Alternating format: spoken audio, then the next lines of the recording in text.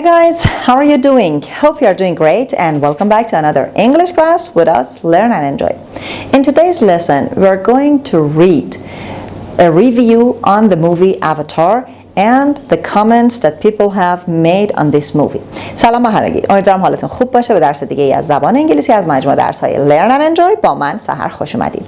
در درس امروز می‌خوایم با هم یک متن reading comprehension خواندن و درک مطلب رو بخونیم. عنوان متن هست، عنوان درسمون در واقع lesson D هست. ریویو به معنی مرور کردن هست، ولی در مورد فیلم ها، رستوران ها، وقتی میخوایم فیلم رو ببینیم چه جور فیلمی بوده یا میخواید یه رستوران جدید انتخاب کنید برید، بهتره که این ریویو ها رو بخونید. در واقع توی ریویو اومده توضیحاتی رو در مورد اون محل، اون فیلم، اون موضوع نوشته و بعد هم افراد مختلف اومدن و کامنت گذاشتن، نظراتشون رو دادن و شما میتونید راحت تر انتخاب کنید که اون فیلم رو ببینید یا نه، اون رستوران رو برید یا نه. پس حتما تا پایان این ویدیو با من همراه باشید. But before we start, subscribe our channel and hit the bell to get informed of our latest videos. So, let's get started.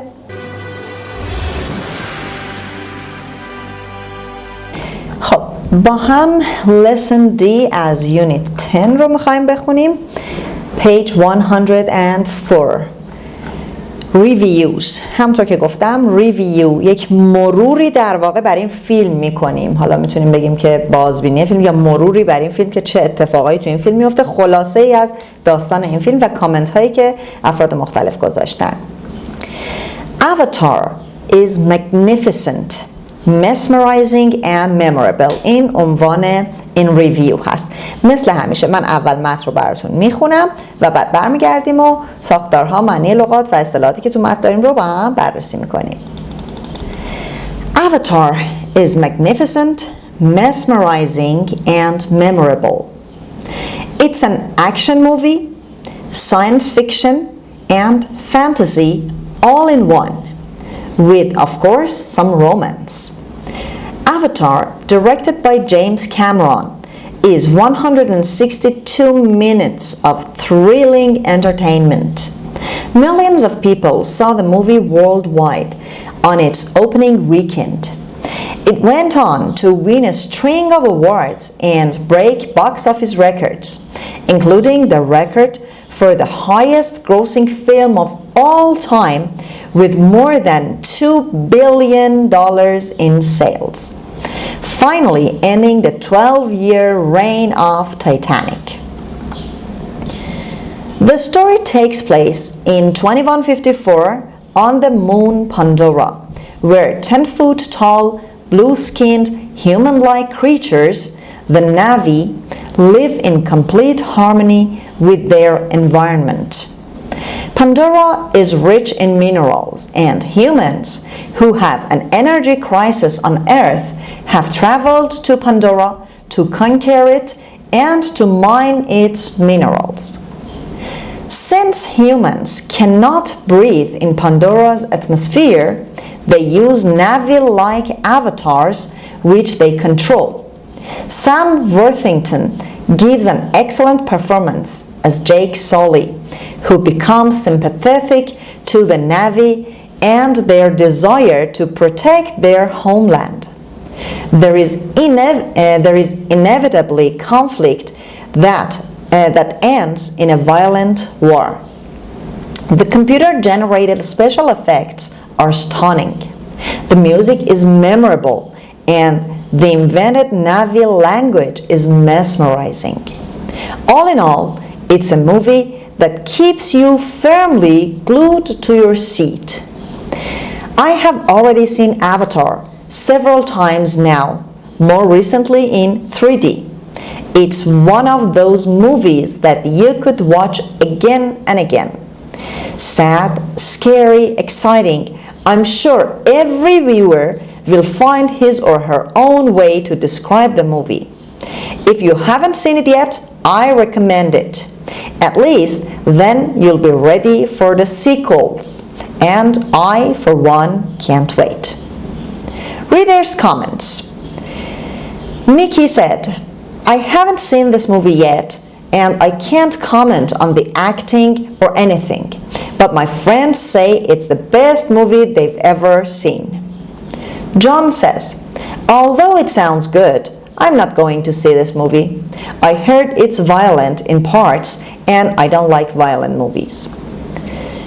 Sue Ann said, even if you don't like sci-fi movies, you'll enjoy this one. I did. Mary Beth, I loved this movie even though I cried all the way through. خب این از متن امروزمون. بریم با هم دوباره بخونیم. کلی کلمه جدید داریم تو این متن که با هم یادشون بگیریم. با من حتما در بخش بعدی درس همراه باشید.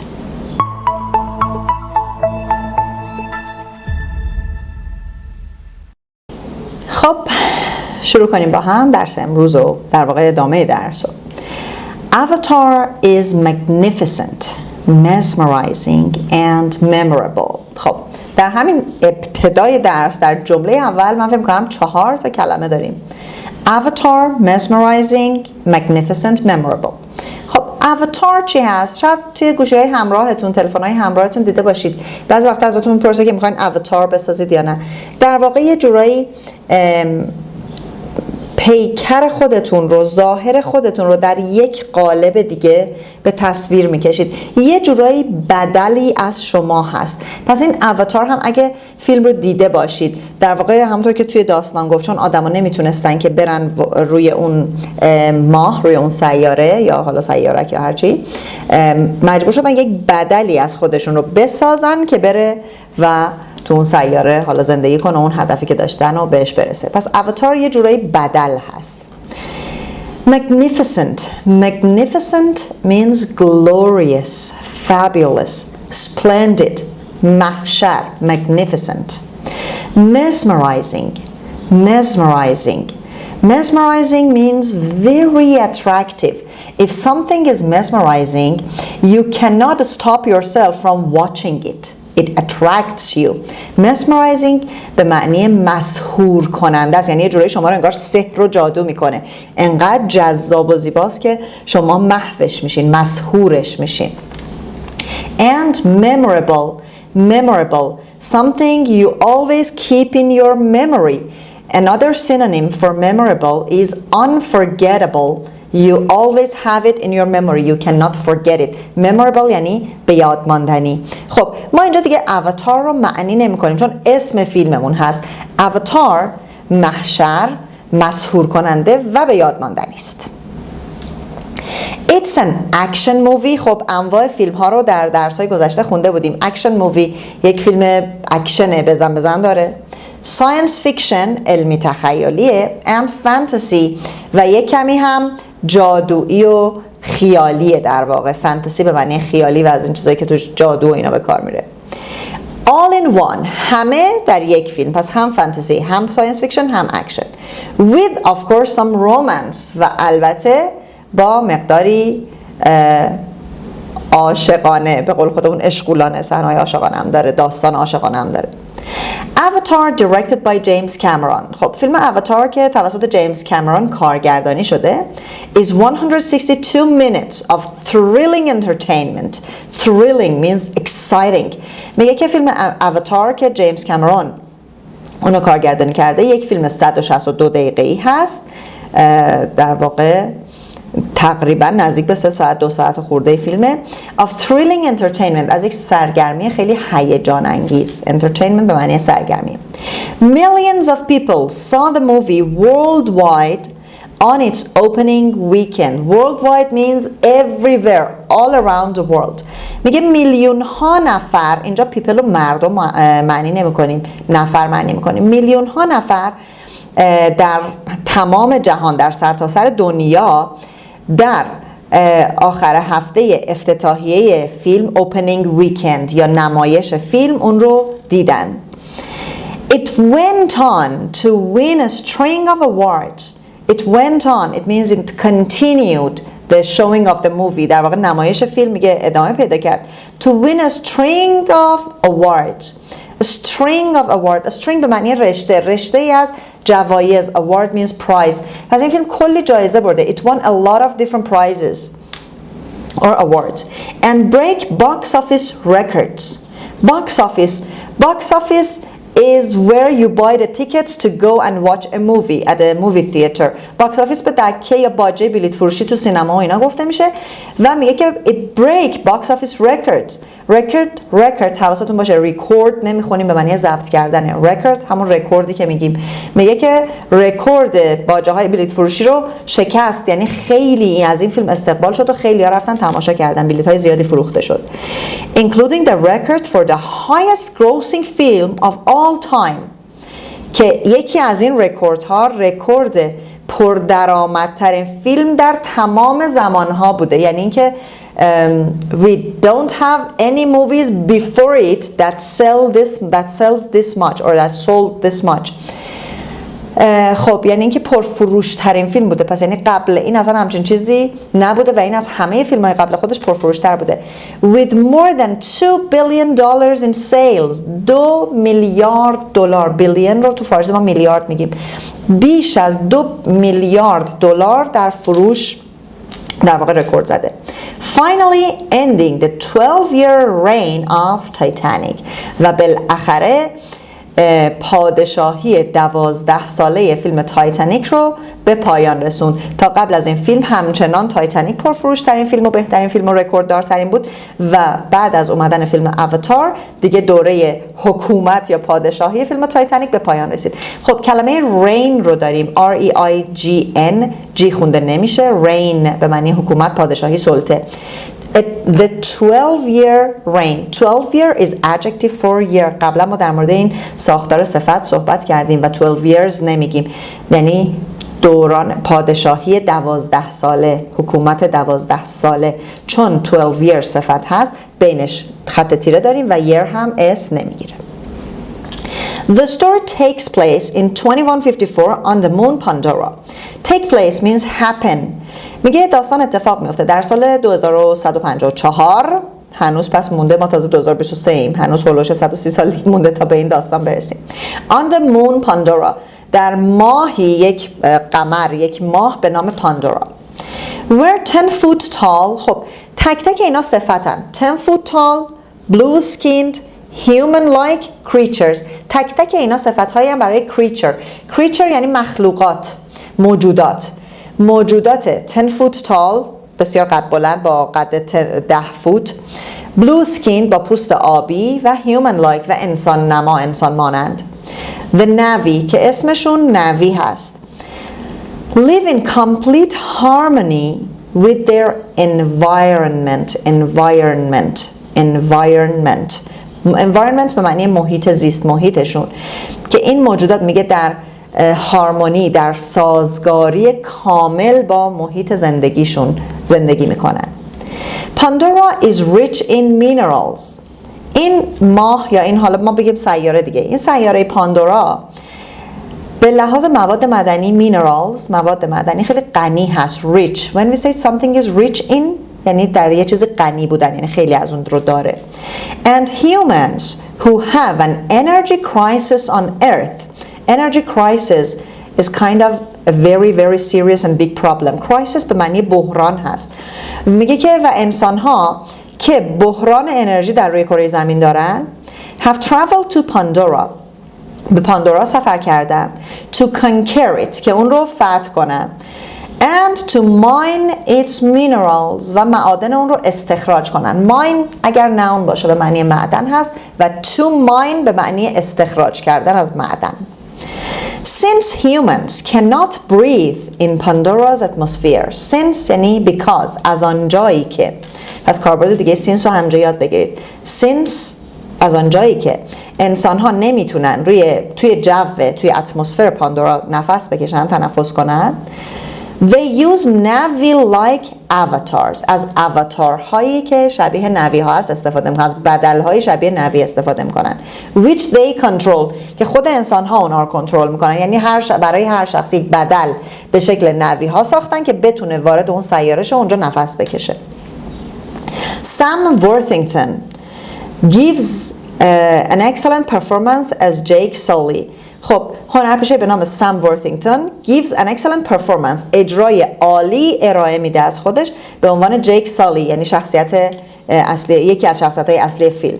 Who becomes sympathetic to the Navis and their desire to protect their homeland. خب who becomes sympathetic. Sympathetic means sympathy, to feel other people. sympathetic یعنی همدل میشه، همراه میشه. میگه این جیک سالی که با نوی ها همدلی میکنه، همدل میشه با اونها. And their desire to protect their homeland. Desire means to want something really really badly. Desire به معنی در واقع تمایل شدید به چیزی. میگه که آقای جیک سالی که تو فیلم اواتارش میره توی سیاره با نوی ها همدل میشه و در میل شدید اونها، عشق شدید اونها به حفاظت از سرزمینشون، homeland. There is inevitably conflict that ends in a violent war. خب conflict به معنی درگیری هست.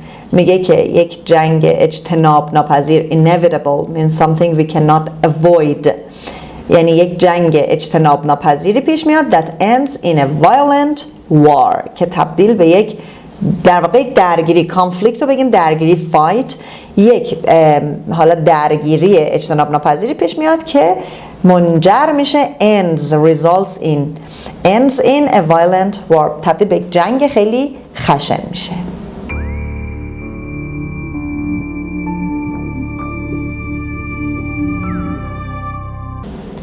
The computer-generated special effects are stunning. خب computer generated means something that is made by computer, that is produced by computer. خود کلمه generate به معنی produce، تولید کردن هست. Computer generated special effect. اینجا computer generated صفت هست برای special effect، یعنی جلوه های ویژه کامپیوتری، جلوه های ویژه‌ای که توسط کامپیوتر تولید شده، ایجاد شده. are stunning. Stunning means astonishing, amazing، یعنی بی‌نظیرن، فوق‌العاده‌اند. The music is memorable. اول درس گفتم memorable, unforgettable یعنی موسیقی به یاد ماندنیه. And the invented Navi language is mesmerizing. و زبان نوی اختراع شده که برای این فیلم اختراعش کردن، درستش کردن، mesmerizing، مسحور کننده است. All in all، از همه لحاظ، در هر صورت، همه با در نظر گرفتن همه اینا، it's a movie that keeps you firmly glued to your seat. خب firmly یعنی چی؟ strongly، سفت، محکم. میگه که با همه اینا، با در نظر گرفتن همه اینا، این فیلمیه که keeps you firmly glued to your seat. seat به معنی صندلی، جای نشستن. glue به معنی چسبیدن، چسبوندن، چسب زدن. میگه این فیلمیه که شما رو محکم رو صندلیتون نگه میداره، یعنی میخواید تا آخرش ببینید که چی میشه. I have already seen Avatar several times now. خب present perfect هست. میگه من تا حالا چند بار اواتار رو دیدم. More recently in 3D. More recently, newly و به تازگی، خیلی اخیراً به تازگی، یعنی زمان خیلی کمی نسبت به الان، قبل به شکل 3D سه‌بعدی دیدمش. It's one of those movies that you could watch again and again. این یکی از اون فیلمایی که شما میتونید بارها و بارها، دوباره و دوباره ببینیدش. Sad, scary, exciting. ناراحت کننده، غمگین، scary، ترسناک، exciting، هیجان انگیز، همه صفات‌ها رو این فیلم داره. I'm sure every viewer will find his or her own way to describe the movie. میگه که من مطمئنم هر بیننده‌ای، هر تماشا کننده‌ای روش خودش رو برای توصیف این فیلم پیدا میکنه، چون همه این اتفاقات تو این فیلم هست. If you haven't seen it yet، اگه هنوز فیلم رو ندیدین، I recommend it. من اون رو به شما توصیه میکنم. I recommend it. I suggest it. At least then you'll be ready for the sequels. At least میگه دست کم وقتی این فیلم رو ببینید، then بعدش you'll be ready for the sequels.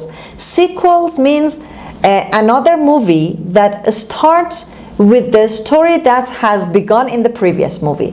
Sequel یعنی ادامه. دیدین یه فیلمی میسازن، بعد چند وقت دیگه یه فیلمی میسازن که یه جورایی ادامه اون فیلم هست یا داستانش در واقع تو اون یکی فیلم شروع شده. این میشه سیکوئل، یعنی فیلم های بعدی یا ورژن های بعدی، حالا که مربوط به اون فیلم قبلی است. میگه که دست کم برای فیلم های بعدی که ساخته بشه آماده خواهید بود. And I for one can't wait و من به عنوان یه نفر نمیتونم بیشتر از این صبر کنم، یعنی منتظرم که سیکوئل هاشو ببینم. خب کامنت های کامنت های خوانندگان این متن رو با هم ببینیم و حواستون باشه بچه‌ها کالوکیشن کامنت میگیم که make a comment، نظر دادن، make a comment. خب میکی چی گفته؟ I haven't seen the movie yet، بازم present perfect به کار بردیم، من هنوز فیلمو ندیدم. And I can't comment on the acting or anything، و نمیتونم روی بازی ها و هیچی نظر بدم. But my friends say it's the best movie they've ever seen، ولی دوستان میگن بهترین فیلمیه که تا حالا دیدن. جان چی میگه؟ Although it sounds good، اگرچه خوب به نظر میرسه این فیلم، I'm not going to see this movie، ولی من نمیخوام این فیلمو ببینم. I heard it's violent in parts، شنیدم که بخش‌هایش خشنه. And I don't like violent movies، و من فیلم‌های خشن دوست ندارم. به هر حال اینم نظریه. Sue-Ann، even if you don't like sci-fi movie، خب sci-fi مخفف ساینس فیکشن هست. معمولا تو کانورسیشن ها نمیگن it's a science fiction، میگن it's a sci-fi. پس sci-fi رو خیلی بیشتر از ساینس فیکشن به کار میبرن، مخفف به کار میبرن. با این کلمه هم آشنا باشید. Even if you don't like sci-fi، میگه حتی اگر فیلمای ساینس فیکشن علمی تخیلی دوست نداشته باشید، you'll enjoy this one، از این لذت میبرید، لذت خواهید برد. I did یعنی I enjoyed it، یعنی من که لذت بردم. Mary Beth، I love this movie، من عاشق این فیلمم، یعنی خیلی این فیلم رو دوست داشتم. Even though I cried all the way through، اگرچه در تمام طول فیلم گریه کردم. خب پس با این توضیحات Are you going to watch this movie؟ Have you ever seen this movie or haven't you seen it yet؟ خب توی کامنت ها برام بذارید اگه فیلم رو دیدید، کامنتتون رو برام بنویسید، نظرتون چی بوده دربارش. اگه هم ندیدید بگید که آیا قرار هست با این ریویویی که خوندیم فیلم رو ببینید یا نه و چرا. Make your comments in English.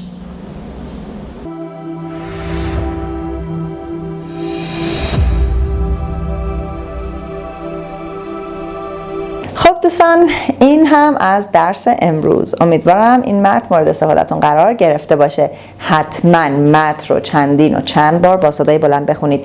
یکی از کارهایی که ریدینگ کامپریهنشن برای ما انجام میده و به یادگیری زبان کمک میکنه اینه که شما میتونید روانخوانی رو یاد بگیرید و در واقع به این ترتیب میتونید تلفظ کلمات و راحت و روان صحبت کردن رو هم تمرین کنید. غیر از اینکه ساختارها و کلماتی که قبلا خوندیم هم در متن به کار رفته و میتونید با اونها مجددا آشنا بشید و اونها رو توی تکست، توی متن ببینید و با کاربردشون بیشتر آشنا بشید تا ملکه ذهنتون بشه. در پایان درس هم چند تا کلمه عبارت داریم که تو متن اومده. شما باید با توجه به متن بیاید و معنی های اینها رو مچ کنید و ببینید که به چه معنی در متن به کار رفته. و فراموش نکنید ما رو در شبکه‌های اجتماعی دیگه هم دنبال کنید. کانال ما رو به دوستاتون معرفی کنید. منتظر لایک ها و کامنت های انرژی بخش شما هستیم. Till next session, take good care of you and goodbye.